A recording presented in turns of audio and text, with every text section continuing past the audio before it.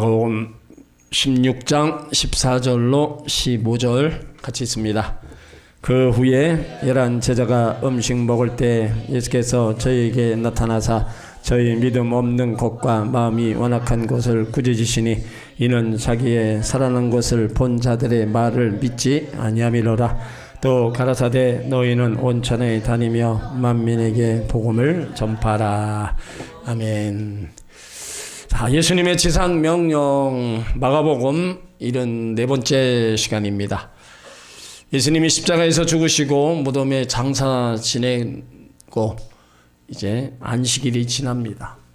안식일이 지나면서 여인들은 이제 예수님을 찾아가 향품을 바르기 위해서 사뒀어요. 그리고 안식 후 첫날에 아주 일찍 무덤에 갔습니다. 굴이 돌로 막혀져 있기 때문에 어떻게 옮길까 걱정하면서 가는데 이미 무덤 문에 굴이 옮겨져 있었습니다. 놀라서 안에 들어갔더니 한 청년이 말합니다. 너희가 십자가에 못 박히신 나사렛 예수를 찾는구나. 그가 살아나셨고 여기 계시지 않는다. 보라, 그를 두었던 곳을 보라. 그러면서 제자들과 베드로에게 이르기를 예수께서 너희보다 먼저 갈릴리에 가시나니 전에 너희 말씀하시던 대로 거기서 너를 배우리라. 그러니까 여인들은 예수님의 빈 무덤을 확인하고 놀란 거예요. 그래서 무서움에서 뛰쳐나와서 아무에게도 말을 못하는 거예요. 그리고 안식 후 이제 첫날이 되었을 때 막달라 마리아에게 예수님이 나타나십니다. 마리아가 가서 예수와 함께 있던 사람들, 슬퍼하며 울고 있는 사람들에게 예수님 부활을 전해요. 그런데 그들이 믿지 않습니다. 전혀 그의 살아나셨다는 것 듣지도 않고 믿지도 않았어요.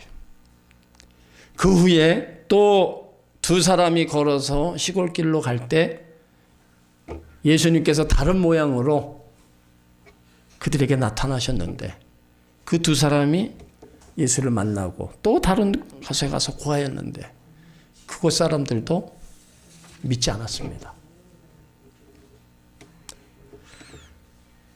우리가 예수는 살아나심 또 우리가 직접 눈으로 보지는 못했습니다.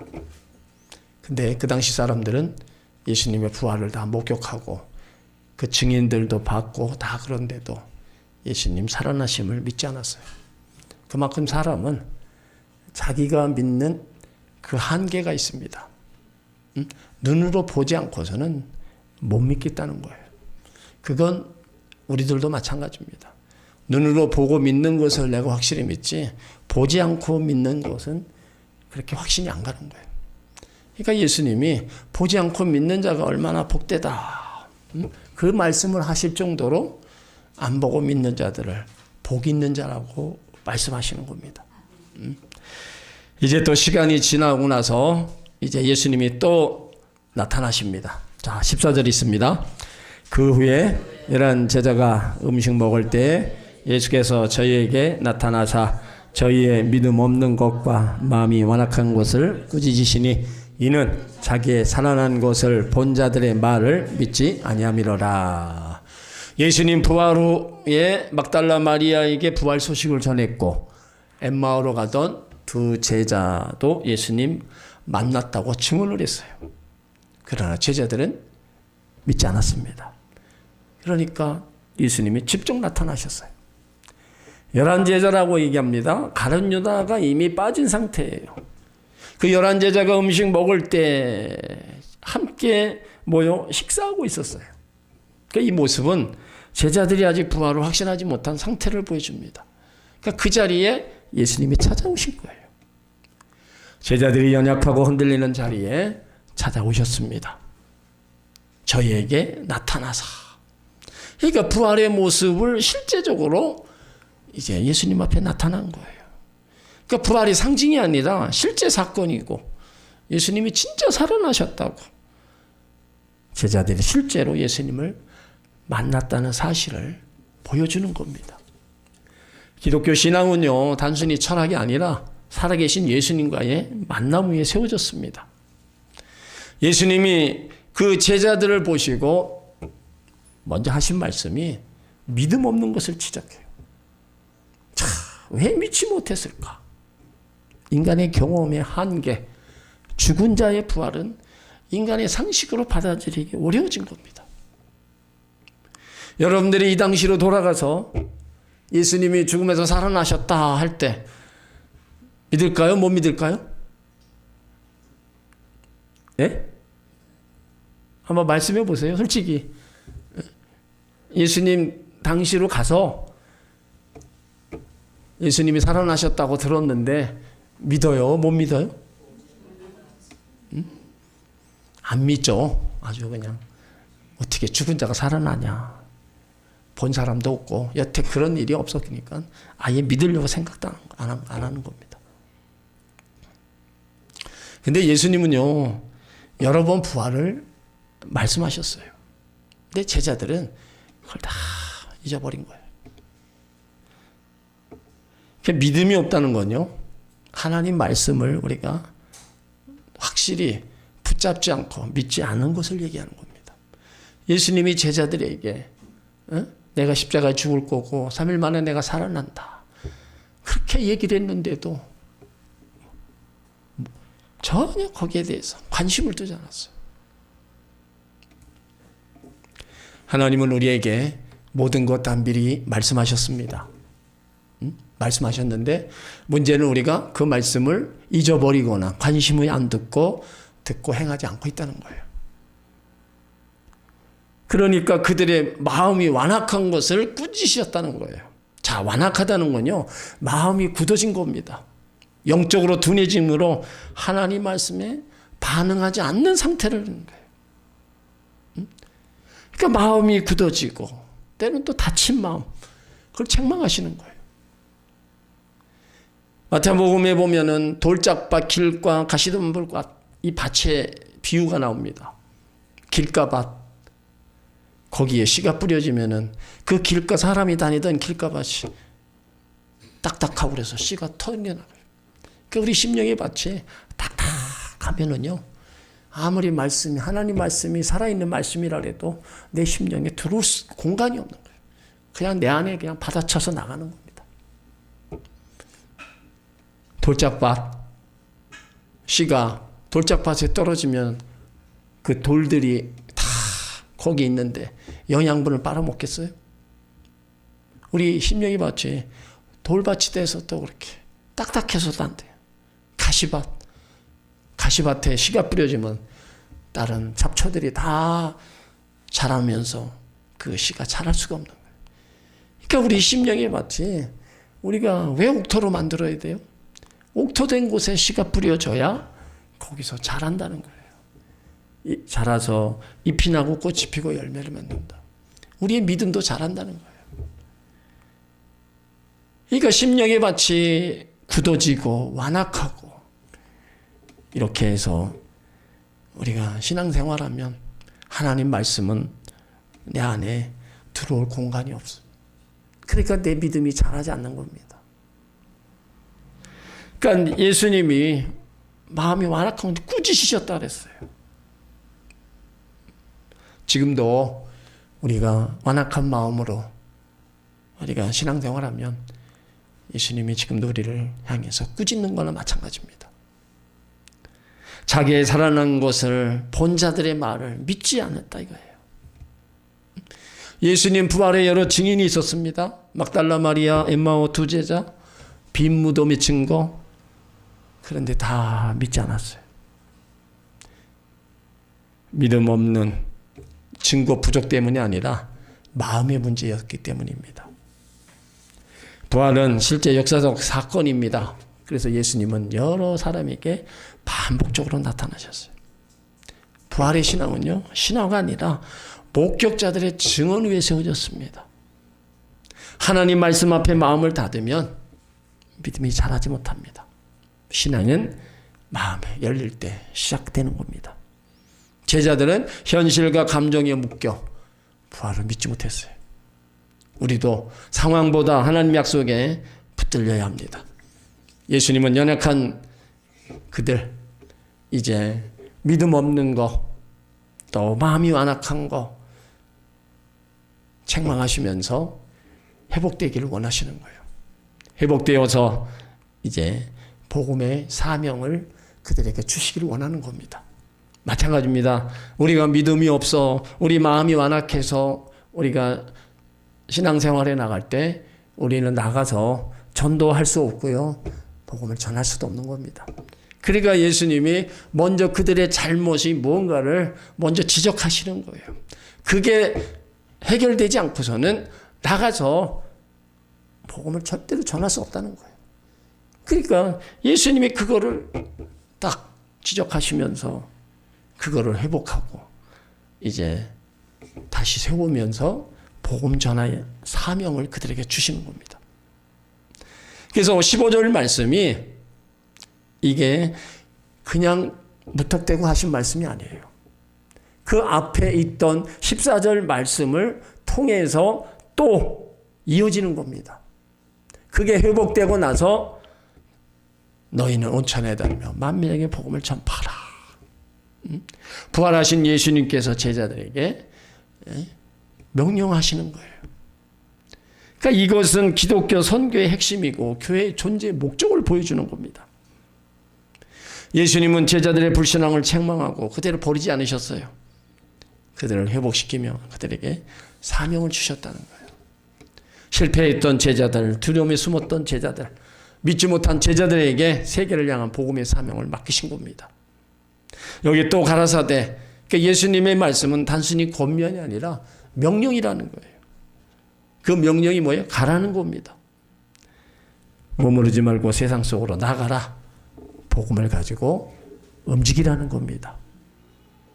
기독교 안에만 머무르는, 안에만 모르는 종교가 아닙니다. 세상으로 보내심을 받은 바로 종교라는 거예요. 여기 온 천하, 당시 사람들이 알고 있던 모든 세계입니다. 그래서 복음은 특정 민족만의 것이 아니고 특정 계층만의 것도 아니고 모든 사람을 위한 하나님의 구원입니다. 예수님의 복음, 국경과 언어, 문화를 다 초월하는 거예요. 그래서 교회는 세상을 향해 나가는 공동체가 되어야 되는 겁니다. 만민, 모든 피조물, 모든 사람이라는 거예요. 유대인과 이방인, 남자와 여자, 가난한 자와 부자, 높은 자와 낮은 자 다 포함되는 겁니다. 그래서 복음에는 차별이 있을 수가 없는 거예요. 하나님은 그 구원을 모든 인류를 위해서 다 열어놨습니다. 그러면서 모든 사람이 구원받기를 원하시는 거예요. 그러니까 복음을 전파라는 게, 이 복음이라는 게 참 좋은 소식이라는 거예요.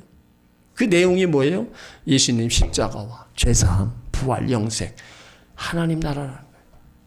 하나님께서 예수님을 우리 가운데 보내셔 죄 가운데서 죽게 하시고 부활하셨다는 거. 그 예수님의 복된 소식을 전하라는 거예요. 그러니까 전파한다는 거, 담대하게 선포하는 겁니다. 그러니까 복음은 숨기는 것이 아니라 세상에 선포해야 하는 하나님의 능력이라는 거예요. 우리 교회가 그 전에 어느 목사님이 와서 교회에서 뱃놀이들 하고 있다, 참 의미심장한 말을 부흥회 때 하신 적이 있어요. 그 얘기가 기존에 믿는 사람들이 자기들만 앉아서 먹고 놀고 있다, 그거를 책망한 거나 다름없습니다. 우리는 세상에 복음을 전하도록 부름받은 교회의 공동체들입니다. 예수님이 누군가를 알고 예수님 부활하심을 우리가 믿고 우리가 안다면 침묵할 수 없는 겁니다. 그러니까 부활신앙은 움직이게 하는 거예요. 전하며 세상으로 나가게 만드는 겁니다. 그러니까 그 일을 바로 우리 가운데 우리 한 사람 한 사람에게 맡겨주셨다는 겁니다. 그러니까 내가 전해야 될 복음, 그 끝이 과연 어디인가? 온 천하 다니며 복음을 증거하라 그러셨는데 나에게 복음의 끝, 온천하는 어딘가? 우리가 한번 생각해 봐야 돼요. 그 온천하, 여러분, 가족이 될 수가 있고요. 형제가 될 수가 있고, 이웃이 될 수가 있는 거예요. 그들에게 바로 우리가 복음을 바로 전하고 있는가? 이 기쁜 소식을 우리가 전하고 있는가? 한번 생각을 해봐야 됩니다. 우리가 왜 복음에 관심을 갖지 못하고 있을까요? 부활의 예수님을 믿지 못해서입니까? 부활의 예수님을 믿기는 믿는데 부활하신 주님을 증거하는 삶을 살지 못하는 겁니다. 예수님께서 이 땅에 계실 때는 물론이고 이 땅에 떠나시면서 제자들에게 간곡히 부탁하신 거, 복음 전파하라. 우리가 어떻게 구원받았어요? 하나님께서 예수 그리스도를 이 땅에 보내주셨기 때문에 우리가 구원받은 겁니다. 그러니까 예수님이 이 땅에 오셔서 십자가 지심으로 구원을 이루어 놓으셨어요. 그리고 부탁한 거예요. 마지막으로 부탁한 거예요. 너희는 만민에게 복음을 전하라. 성경을 보면은요, 두 가지로다가 우리가 딱 정리할 수 있는데, 예수님 십자가에 못 박히기 전까지는요, 오라는 것이었어요. 그래서 마태복음 11장 28절에 수고하고 무거운 짐진 자들아 다 내게로 오라. 예수님이 이 땅에 오셔서 너네들 다 와라. 수고하고 무거운 짐진 자들 다 와라. 와서 죄의 짐, 가난의 짐, 저주의 짐, 질병의 짐, 사망의 짐 다 가지고 와라 이거예요. 그러면 내가 다 맡아주겠다는 거예요. 그리고 나서 부활하신 예수님의 메시지는 이제는 가라는 거예요. 와서 이제는 하나님의 자녀가 되고 모든 짐에서 자유함을 얻고 능력을 받아서 가라는 겁니다. 그러니까 부활의 예수님 우리 가운데 가라고 명령하시는 거예요. 그 명령을 우리가 수행을 해야 된다는 거죠. 오늘 제자들에게 나타났지만 그들은 믿음이 없었어요. 아예 믿지 않았습니다. 부활하신 예수님 인격적으로 만났던 제자들. 그렇지만 부활의 주님을 말하지 않고는 견딜 수가 없었어요. 그들의 삶이 결국에는 하나님의 성령의 은혜와 충만함을 받고 이제 변화된 거죠. 그렇다면 우리도 더 성령 충만함을 위해서도 우리가 기도하고 복음의 증인이 되기 위해서 우리가 더 능력받기 위해서도 복음의 열정을 회복하기 위해서도 우리가 더 기도에 더 힘써야 된다는 겁니다. 우리 안에 주님이 계시고 그 주님의 성령이 우리 가운데 같이 계셔서 우리를 통해서 하나님의 일을 이루기를 원하신다는 거예요. 그렇다면 이제 그 일들을 최소한 나로 인해서 가족, 형제들 최소한입니다. 그 사람이라도 구원받게 해둬야 된다는 거예요. 이 복음, 여러분 우리가 부끄러워하면 안 됩니다. 복음을 부끄러워하면 안 된다는 거예요. 복음 전하는 거, 전도하는 거를 부끄러워하면 안 된다. 로마서 1장 16절에 내가 복음을 부끄러워하지 않으려노니 이 복음은 모든 믿는 자에게 구원을 주시는 하나님의 능력이라 그랬어요. 사도 바울이요, 처음에 이 복음에 대해서 참 부끄러워했습니다. 예수님이 십자가에 처절히 죽어가는 그런 모습, 어떻게 하나님의 아들이 저렇게 죽어갈 수 있는가, 어떻게 그 복음을 전할 수 있는가, 처음에는 엄청 부끄러워했던 사람이에요. 근데 예수님 만나고서 확 바뀐 거예요. 복음이 자신의 전생의 가치관을 바꿔놓은 겁니다. 그래서 바울이 복음을 부끄러워하지 않고 자랑스러워한다는 거예요. 자기가 변화되고 자기가 그것을 통해서 모든 게 새로워졌으니까 복음이 절대로 부끄러워하지 않는 거예요. 고린도전서 1장 23절에 보면 우리는 십자가에 못 박히신 그리스도 복음을 전하니 유대인에게는 꺼리는 것이요 이방인에게는 미련한 것이로되 오직 부르심을 받은 자들에게는 유대인이나 헬라인이나 그리스도는 하나님의 능력이요 하나님의 지혜다. 복음이 선포되는 곳에 하나님의 구원의 역사가 나타나기 때문에 그는 부끄러움을 이제 전하는 자로 바뀌었습니다. 여러분 모두가 다 복음의 은혜를 입고 사명을 입은 자들입니다. 그렇다면 그 복음에 다시 한번 또 열정을 품고 가시길 바랍니다. 전도 폭발을 만들었던 사람이 하는 얘기가 우리 그리스도인 95%가 평생에 전도 한 명을 안 하고 죽는다. 그렇게 결론을 지었어요. 예수 믿는 사람들이 95%가 죽을 때까지 한 명의 전도도 못한다. 여러분 이건 맞는 얘기입니다. 내가 지금 예수 믿고 지금까지 오면서 한 명이라도 전도한 사람이 있는가? 우리가 생각해 봐야 돼요. 내가 한 명이라도 전도한 사람 없다면 나도 거기 포함되는 겁니다. 95%가 죽을 때까지 한 명도 전도하지 못한다. 그만큼 우리가 전도를 참 힘들어하죠. 근데 전도하지 못하는 이유가 또 뭐냐? 거기에 대해서 염려와 두려움이라고 얘기하고 있어요. 전도했을 때 거절하면 어떨까 하는 두려움. 전도지를 나누거나 예수 믿고 구원받으세요 전했을 때 할렐루야 하면서 기다렸다는 듯이 전도지 받는 사람이 있습니까? 그래요 교회 갑시다 하고 따라오는 사람이 있어요? 없어요. 우리도 그랬어요. 우리도 그랬는데 우리가 전하는 사람이 오죽하겠어요. 똑같죠. 근데 거기를 그런 것에 대해서 낙심할 필요가 없다는 거예요. 고린도전서 3장 6절로 7절 보면 씨는 내가 뿌려도 자라게 하시고 거두시는 분은 하나님이라고 했어요. 그러니까 내가 일단 전해야 하나님도 거기서 거두신다는 거잖아요. 내가 전하지도 않는데 하나님이 누굴 거두시겠어요? 하나님은 항상 사람을 통해서 일하십니다.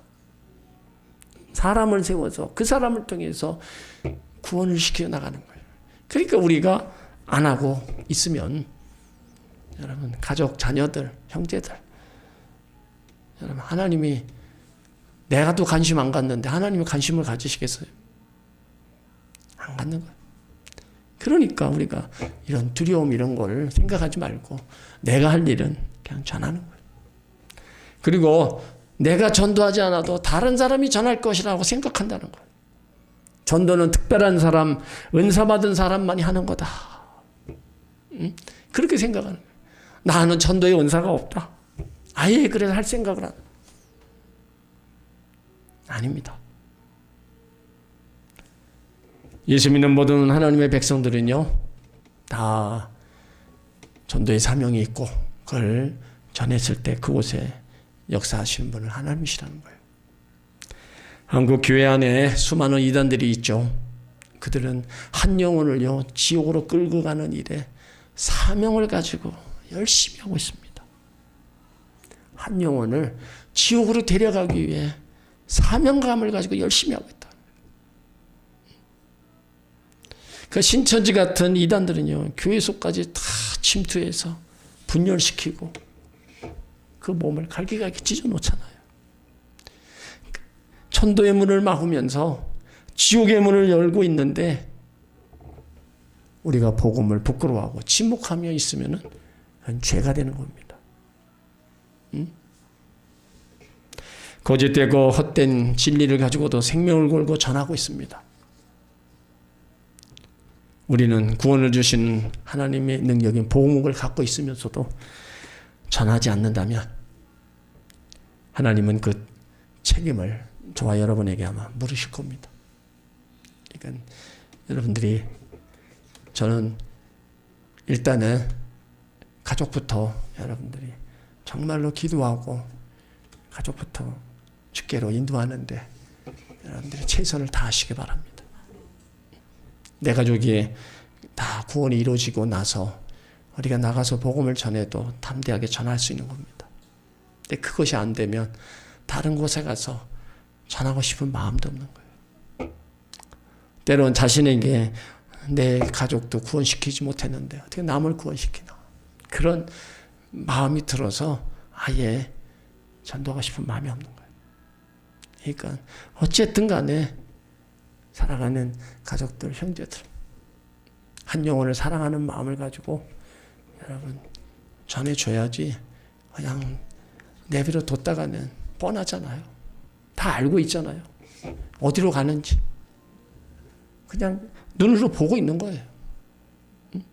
정말로 안타까움 물론 있죠. 그렇지만 안타까움으로만 끝내서는 안 된다는 거죠.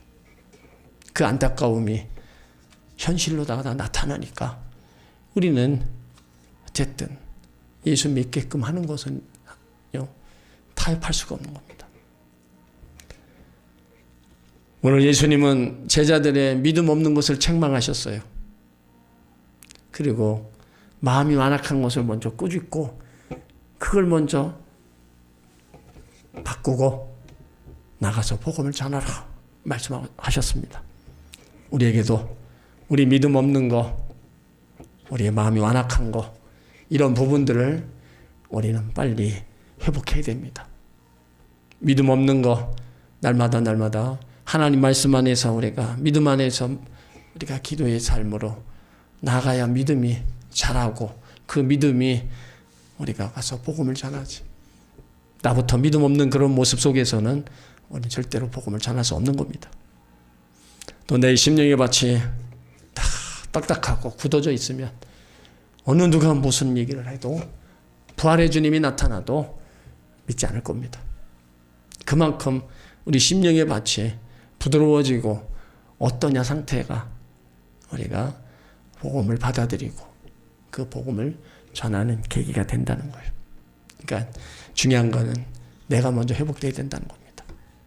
내가 먼저 회복돼야 우리가 나의 믿음의 길을 가고 복음 전하며 나갈 수 있는 겁니다. 우리는 마지막 시대를 살아가고 있습니다. 이때 주님 오실 날 아니면 우리가 주님 앞에 먼저 가든지 우리는 끝까지 주님의 복음을 듣고 믿은 하나님의 자녀답게 예수님의 그 지상 명령을 나 있는 곳에서 우리가 실행해야 됩니다. 오죽하면은 마지막으로 이런 명령을 하시고 가셨을까? 우리 있는 곳에서 우리는 한 영혼이라도 구원하는 믿음의 귀한 백성들이 되시기를 주의 이름으로 축원합니다.